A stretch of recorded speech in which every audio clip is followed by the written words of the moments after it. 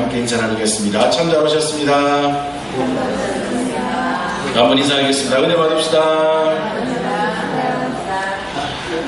이스라엘 백성들 모세의 인도를 따라 애굽을 떠나 하나님이 약속하신 땅으로 나아가고 있습니다. 이스라엘 백성들은 하나님의 은혜로 이 애굽 땅에 이주하였고 그 후 430년 동안을 그곳에서 머물렀는데 이제 그들은 그 애굽을 벗어나게 되었습니다.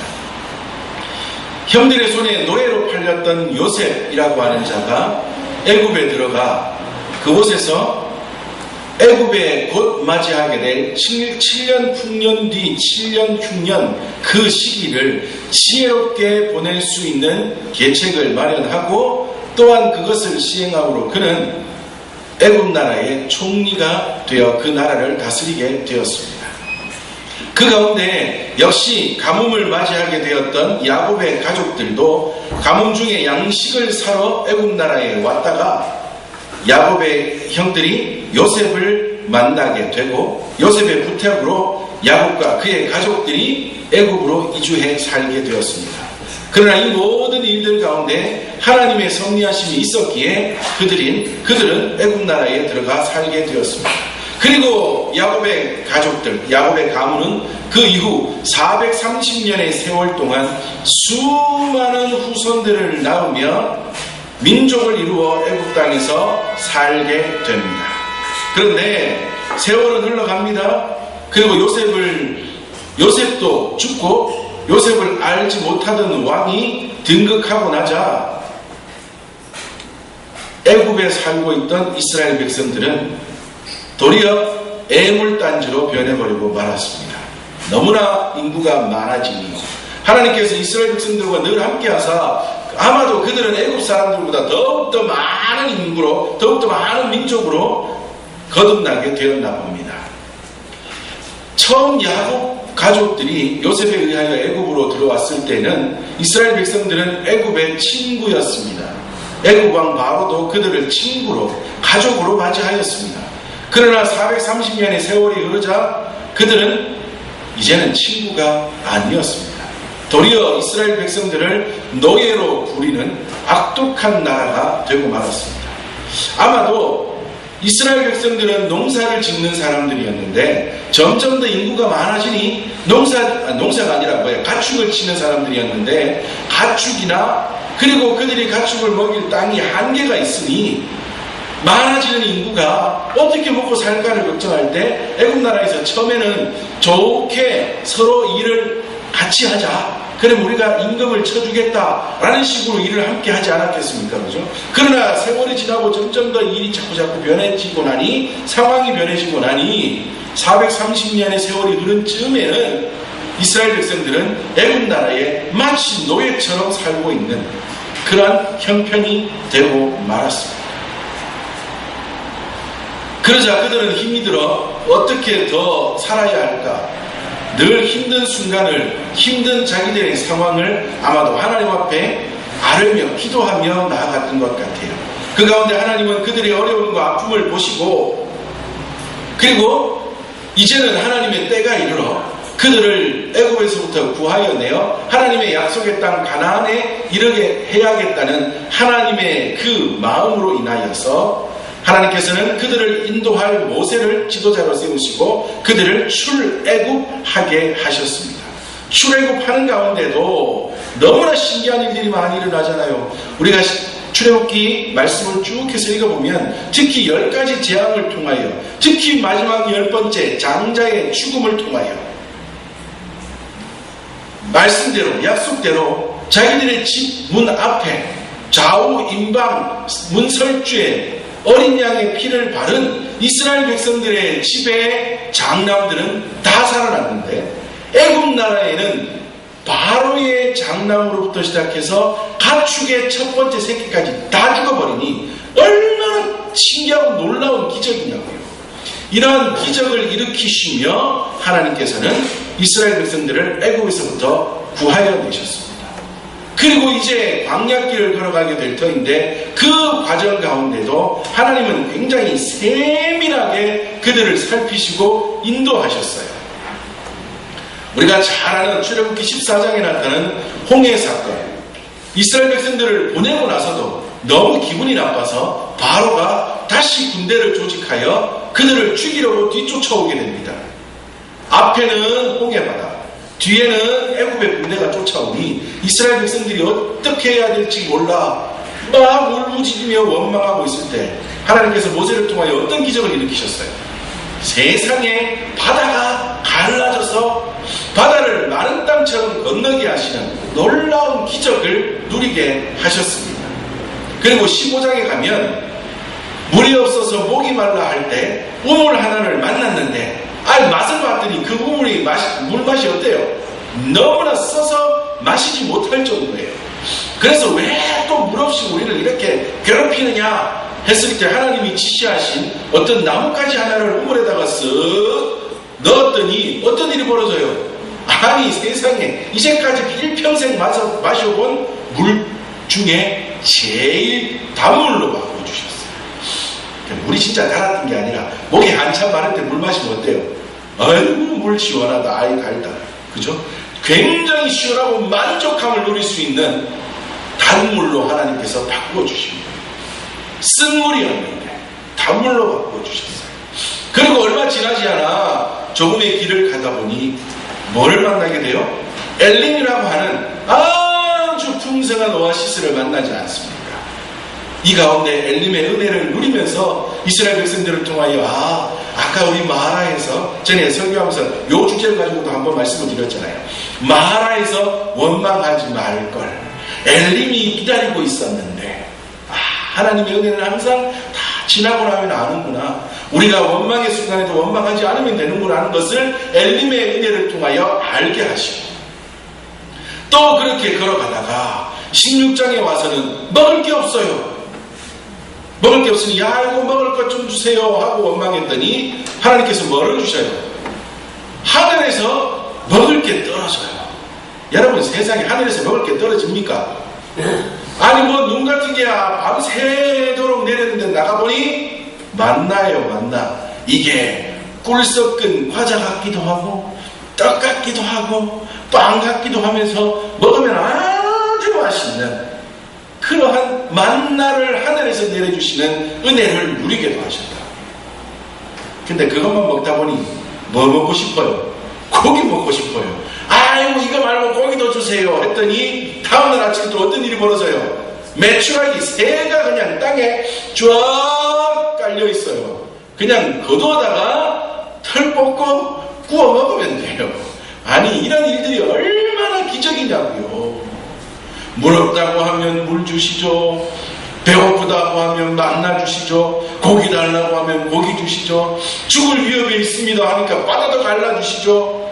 이러한 은혜의 손길을 통하여 그들은 계속해서 광야의 길을 걸어가고 있었습니다.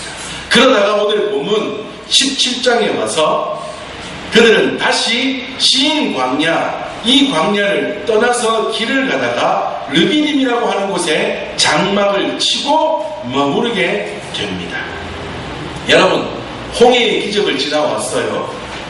쓴물이 단물로 바꾸는 것도 맛봤어요. 세상에 이제까지 본 것 중에 가장 풍성한 오아시스도 만났어요. 하늘에서 빵인지 과자인지 먹을 게 내리는 기적도 누렸어요. 고기 달라고 하니 메추라기가 또 내려서 고기도 풍성하게 먹는 기적도 누렸어요. 이쯤 되면 이제 앞으로의 길이 어떨 것 같아요? 앞으로의 길이 어떨 것 같습니까? 요즘 표현으로 뭐예요? 꽃길만 걸을 것 같아요. 이제는 다 잘 될 것 같아요. 이제는 날마다 은혜 가운데 날마다 풍성한 가운데 살아갈 수 있을 것 같아요. 그런데 르비딤에 머물러서 또 어떤 일이 벌어집니까? 르비딤에 왔습니다. 그런데 그곳에 장막을 쳤는데 그들에게 어떤 시련이 다시 한번 닥칩니까? 물이 또 떨어졌어요. 아마도 마라의 샘물에서 물을 실컷 마시고 엘림에 가서 야 이런 오아시스를 어디서 또 만나 하면서 물들을 많이 길어서 수레에도 실고 동물에도 실어 이제까지 길을 걸어왔는데 그 유대 광야 지역이니 얼마나 조금만 가도 목이 마르겠어요. 그러니 물을 벌컥벌컥 마시다 보니 물이 똑 떨어졌나 봐요. 또 물이 없어요. 그래서 그들은 원망하기 시작한다. 그런데 놀라운 사실이 있습니다. 여러분, 우리가 읽은 본문 17장 1절을 한번 보세요. 1절에 이스라엘 자손의 온 회중이 여호와의 뭐예요? 명령대로. 그들이 지금 누구의 말씀대로 움직이고 있어요? 누구의 말씀대로 움직이고 있어요? 모세 따라갑니까? 아니면 자기들 마음대로 그 길을 가고 있습니까? 아니에요. 출애굽하는 순간부터 지금까지, 특히 또 신 광야에 머물러 있다가 르비딤까지 오게 되는 이 모든 과정 가운데에 그들은 누구의 말을 따르고 있는 거예요? 네? 누구의 말씀을 따르고 있어요? 하나님의 말씀을 따르고 있습니다. 하나님의 말씀을 따라 출애굽했고요. 하나님의 말씀을 따라 광야에 나아갔고요. 하나님의 말씀을 따라 신광야에서 르비딤까지 오게 되었다. 그런데 뭐는 생겼어요? 문제는 생겼다. 이제까지 계속해서 그렇게 하나님의 은혜 가운데 하나님의 말씀을 따라 홍해도 건너오고 마라의 기적도 누리고 엘림의 은혜도 누리고 만나와 메추라기도 먹으면서 이제까지 완 것은 좋지만, 어쨌든 중요한 것은 그 가운데에 그 모든 행동을 하게 한 것은 하나님의 말씀이었다. 쉽게 얘기하면 그들은 하나님의 말씀 따라 여기까지 나왔어요. 그런데 그들에게 뭐가 생겼다고요? 문제가 생겼다고요? 어려움이 생겼다고요? 위기가 닥쳤다. 여러분, 하나님의 말씀을 따라 살아도 위기가 올까요? 하나님의 말씀을 따라 사는데 힘든 순간이 우리에게 다가올까요? 하나님의 말씀을 따라 사는데 우리에게 정말 견디기 힘든 그런 막다른 골목 같은 일이 우리 앞에 닥칠까요? 왜요? 하나님 잘 믿는데. 그런 일이 생기지 말아야죠. 하나님을 잘 믿어도 어려움이 있을 수 있습니까? 없습니까? 우리는 늘 이것 정말 까먹지 말아야 합니다. 늘 기억하며 살아야 한다. 하나님을 믿어도, 하나님의 말씀을 따라 살아도, 하나님을 의지하며 살아도 우리 앞에 아픔이 있을 수 있습니다. 괴로움이 있을 수 있습니다. 힘든 순간이 있을 수 있어요. 근데 우리는 가끔씩 착각해요. 하나님 믿으면 뭐는 없어야 돼요? 문제도 없어야 되고, 아픔도 없어야 되고, 괴로움도 없어야 되고, 힘든 일도 없어야 된다고 생각해요. 아니, 하나님은 내가 잘 믿는다고 생각하는데 내게 어려움이 닥쳐오면 우리는 뭐라고 이야기해요? 우리 보통, 특히 우리 어른들은 교회 다니고 예배 잘 드리고 신앙생활 잘 하는데도 우리에게 어려움이 갑자기 확 닥치고 갑자기 힘든 순간이 확 다가오면 뭐라 그래요? 아따, 내가 뭔 죄를 지가지고. 그죠? 특히 우리 어른들 그런 말씀하시는 거 참 많이 들었어요. 내가 뭔 죄를 져가지고, 내가 뭔 죄를 져서 이런 아픔을 겪는가? 그런데 여러분, 그 죄 때문에, 그 사람의 죄 때문에 그 사람이 그런 힘든 상황을 겪습니까? 그럴 수도 있기는 하지만 대부분이 아니에요. 하나님을 잘 믿어도 어려움은 올 수 있다. 하나님을 잘 믿어도 역경의 순간을 맞이할 수도 있다고요. 여러분, 대표적인 인물이 누구예요? 성경에 우리가 몇 년 전에 수요일마다 살펴봤던 욥이라고 하는 사람. 성경에서 욥을 설명하기를, 아니 하나님이 마귀 앞에서 욥을 자랑하기를 뭐라고 자랑하세요? 완전한 사람, 퍼펙트한 사람이다. 하나님이요 욥을 마귀 앞에서 자랑하기를, 야야, 이 욥은 완전해, 빈틈이 없어, 부족함이 없어, 내가 봐도 완벽한 사람이야 라고 자랑할 만한 그런 사람이었어요. 그런데 욥은 뭐를 겪어요? 자식 죽어버리고요, 온몸에 악창이 생겨서 피부병 중에서도 그냥 엄청난 아픔을 겪어야 하는 그 병이 생기고요, 가족 중에는 유일하게 남은 부인이 자기에게 와서는 뭐라 그래요? 아이고, 그렇게 사느니 차라리 하나님을 원망하고 죽는 게 더 안 낫겠소? 당신 보니 죽는 게 더 편해 보이요? 라고 말할 정도로 괴로운 순간을 겪는 욥이었다. 욥이 뭐 잘못했습니까? 욥이 무슨 죄를 지었습니까? 욥이 돌아앉아가 아이고 내가 뭔 죄를 지어가지고 할 만한 일들이 있었냐고요. 아니요, 성경에서는 그 어떤 것 하나도 설명하지 않고 있습니다. 물론 저 끝에 가면 내가 하나님을 하나님으로 알지 못했던 것이 내 잘못입니다, 하나님 앞에 내 죄악입니다 라고 하는 하나님 앞에 고백을 드리긴 하지만 도리어 또 그 고백을 통하여 하나님께서는 욥에게 더 큰 은혜를 베푸시지 않습니까? 여하튼 욥은요 그러한 고난을 겪어야만 할 이유가 없었다고요. 노아는 또 어때요? 노아 역시 성경에서 설명하기를 그는 당대의 완전한 자, 훌륭한 사람이라고 하나님께서 그렇게 칭찬하시던 사람이었는데, 더군다나 하나님께서 약속하신 그 약속을 따라 산 꼭대기에 오랜 세월, 근 100년이 넘는 세월 동안 배를 짓는 일을 순종하며 지나왔던 노아였는데, 그는 뭐를 당해요? 사람들로부터 업신여김을 당하고 손가락질을 당하고 바보라는 소리를 들으며 그 시기를 지내왔다. 욥 뭐 잘못했습니까? 욥 뭐 큰 죄 지었습니까? 아니라고.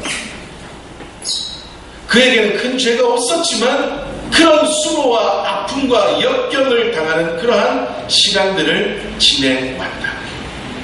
그렇다면 하나님께서는 왜 하나님의 백성들, 특히 하나님의 말씀대로 살아가고자 그렇게 노력하는 사람들에게 이러한 어려움, 죄가 있는 것도 아니요, 큰 잘못이 있는 것도 아닌데 그러한 어려움과 힘든 순간을 지나게 하시는 걸까요? 왜 그러세요? 성경은 말하기를 연단하는 것이라 말씀하죠. 성경은 또 뭐라 그래요? 그 이후에 뭐를 주시려고? 더 큰 은혜를 그에게 주셔서 더 큰 사명을 감당하게 하시려고 그를 훈련하시고 연단하시는 것이라 말씀합니다. 그것을 우리는 기억하고 살아야 합니다. 하나님은 우리를 넘어지게 하시려고 우리를 힘들게 하시는 분이 아니에요. 우리는 넘어질 수 있는 그 상황 가운데서도 우뚝 서서 달려가는 자가 되게 하시고자 하나님은 우리에게 그러한 어려운 순간들을 허락하시는 겁니다. 욥 보세요. 그러한 어려움의 순간을 지났더니 잘못 없어도 고난의 순간을 지나게 하셨더니 어떤 일이 벌어져요? 하나님을 올바르게 바라볼 수 있는 눈이 확 띄어지잖아요. 요셉 처음에도 완전한 사람이었어요. 하나님 앞에 훌륭한 신앙인이었어요. 그러나 그 고난의 시간을 지나고 나니 욥이 어떤 사람이 돼요? 하나님을 올바르게 바라보고 하나님을 올바르게 의지하며 살아갈 수 있는 눈이 확 띄어지는 새로운 은혜의 사람이 되잖아요. 하나님은 그 길을 지나서 그러한 사람을 되게 하시려고 그 어려움의 순간을 지나게 하십니다. 여러분, 겨울이 추우면 그의 농사는 어떻게 될까요? 잘 된답니다. 풍년이 납니다. 겨울이 춥고 매서우면 매서울수록 그의 농사는 풍년이랍니다. 그래서 사람들이 지금 올해 농사를 지금부터 벌써 걱정하고 계시더라고요. 올겨울은 춥지가 않았잖아요. 긴 겨울, 매서운 겨울이 지나면 그의 농사는 풍년이랍니다. 우리의 인생에서도 마찬가지입니다. 우리의 인생에서도 매서운 겨울이 지나면 지날수록, 길면 길수록, 추우면 추울수록 우리 인생의 봄은 어떨까요? 찬란하고 맑은 것이죠. 하나님이 더욱더 풍성한 은혜를 주시는 찬란한 봄을 우리는 맞이할 수 있을 거랍니다. 물론 우리의 문제는 우리의 겨울이 유난히 긴 것 때문일 수도 있습니다. 그래요. 우리의 인생에 하나님 말씀 앞에서 하나님의 말씀대로 살아가며 당하는 고난, 우리 인생의 겨울, 그것을 지나면 찬란한 봄을 맞이할 수 있다는 것은 기대가 됩니다. 희망이 됩니다. 그런데 너무 길어요. 그거는 좀 힘든 일일 수 있습니다. 그러나 그럼에도 불구하고 좀 길기는 한 그 겨울, 결국에는 지나고 나면 우리에게 찬란한 봄으로 다가온다는 것을 우리는 늘 기대하며 살아가는 하나님의 백성이 되어야 합니다. 욥이 그 고난에 지나는 시간을 지날 때, 욥이 자신의 인생의 그 겨울의 시간을 지날 때 하나님께서 새롭게 주시는 은혜의 때가 이르게 될 것이라는 것 그는 몰랐다. 노아, 물론 하나님이 약속하신 때가 이르러 배가 완성되어지고 나면 이 땅에 홍수가 내려져 살기는 살게 될 것이지만 자기와 자기의 가족들로 인하여 새로운 민족이 태어나게 될 것이라는, 자기가 정말 다시 새로운 온 인류의 새로운 조상이 될 거라는 것은 생각지도 못했을 거라. 그러나 그 모든 긴 겨울이 지나고 나자 욥에게도, 노아에게도, 아니 다른 모든 성경의 인물들에게도 새로 찬란한 봄을 맞이할 수 있는 그러한 은혜의 때를 맞이하게 하셨다. 우리는 그 하나님을 기대하며 살아가는 하나님의 백성이 되어야 합니다. 우리의 인생도 힘듭니다. 괴롭습니다. 남들은 다 편안하게 사는 것 같은데 왜 우리 인생은, 왜 내 인생은, 왜 우리 집은, 내 삶은 이렇게 힘들고 어려운 일만 자꾸만 겪게 되는 것입니까? 왜 내 인생 가운데 내 앞에는 왜 자꾸만 겨울밖에 없는 것입니까? 하나님은 혹시 나를 잊어버리신 게 아닐까? 하나님은 혹시 나를 내버려 두시는 게 아닐까? 내가 하나님을 믿는다고 하는데 나는 혹시 하나님이 택하신 백성이 아닌 게 아닐까? 일평생 내가 이렇게 살다가 그냥 끝이 나는 게 아닐까? 그러한 염려 있다 하시더라도 다 이제는 내려놓고 이 추운 겨울이 지나게 됩니다. 내 인생의 이 어려운 순간들이 다 지나게 되면 하나님께서는 반드시 찬란한 봄을 맞이하게 하실 것이라는 것을 기대하며 그 하나님만 바라보며 그 하나님만 의지하며 살아가실 수 있는 저와 우리 모든 믿음의 식구들 되시기를 주님의 이름으로 축복합니다. 분명히 하나님께서는 그렇게 하실 거예요. 그리고 여러분, 원래는 이스라엘 백성들이요, 홍해의 은혜, 마라의 기적, 엘림의 은혜, 만나와 메추라기의 그 놀라운 기적들을 경험하고 왔었다면 신광야를 떠나 이 르비딤쯤에 와가지고 물이 떨어진 이 상황 가운데에서 어떻게 하는 게 정상이었을까요? 생각해보세요. 앞에는 바다, 뒤에는 군대가 쫓아오는데 아이고 죽겠다 했더니 바닷길이 창 열려요. 하나님이 하셨대요.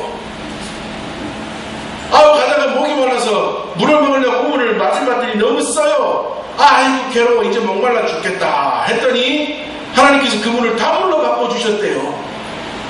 얼마 지나지 않아 아까 봤던 그 우물은 잽도 안 되는 엄청나게 큰 오아시스를 만나게 하셨대요. 하나님이 그 길로 인도하셨대요. 배고파 죽겠다 했더니 먹을 게 하늘에서 내려지는데 하나님이 주셨대요. 고기 먹고 싶다 했더니 다음날 메추라기가 우두두둑 떨어져서 고기를 실컷 먹고도 남을 정도로 하나님이 주셨대요. 그리고 이제는 또 신광야를 지나 르비딤에 이르렀는데 목이 말라요. 물이 떨어졌어요. 이쯤 되면 그들이 어떻게 해야 되겠냐고요. 어떻게 하는 게 정상이에요. 이번에는 어떻게 하면 하나님이 또 주실까? 씩 웃으면서 하나님 물 주세요 하는 게 정상일 거 아니냐고요. 그래야지 그들의 인생 가운데 이 괴로운 순간들 끝에 하나님이 주시는 찬란한 봄을 기쁨 가운데 맞이할 수 있게 될 터인데 그들은 이 순간이 찬란한 봄을 맞이하게 하실 하나님이 더하시는 겨울의 때인 줄도 알지 못하고 이 모든 순간을 지나게 하시는 것이 하나님의 은혜의 손길인 것도 그들은 알지 못했습니다. 그래서 그들은요 싸우려 했고요, 불평하려 했고요, 잘못된 길로 걸어가고 말았습니다. 이에 대한 말씀들은 우리 다음 주에 계속해서 함께 살펴보기를 원하는데요, 오늘은 우리가 꼭 기억해야 될 것 하나입니다. 여러분, 우리의 인생 가운데에도 뭐가 있을 수 있습니까? 겨울이 있을 수 있습니다.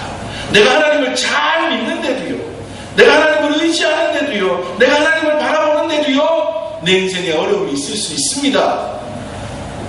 경제적으로 힘들 수도 있고요, 몸이 아플 수도 있고요, 나의 모든 상황들이 내가 생각하고 계획한 대로 이루어지지 않을 수도 있습니다.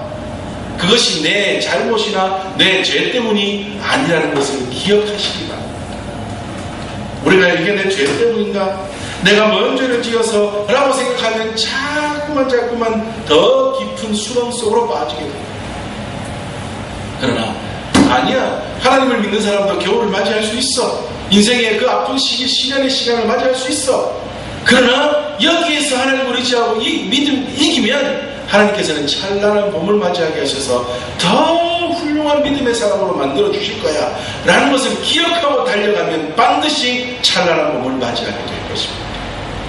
오늘 우리 모든 믿음의 식구들은 우리의 인생 가운데도 매서운 겨울이 있을 수 있다는 것, 그리고 그 겨울이 지나야 찬란한 봄이 있을 수 있다는 것. 겨울이 추우면 추울수록 그의 농사가 잘 되는 것처럼 우리 인생의 겨울도 추우면 춥고 매서우면 매섭고 힘들면 힘들수록 더욱더 찬란한 봄, 하나님 주시는 은혜의 때를 맞이할 수 있다는 것을 기억하시면서 이 어려운 순간 우리 인생 가운데 겨울의 시기를 잘 이기며 승리의 길로 달려가실 수 있는 저와 우리 모든 믿음의 식구들 되시기를 주님의 이름으로 축복합니다. 아멘. 우리 함께 찬양하겠습니다. 하나님,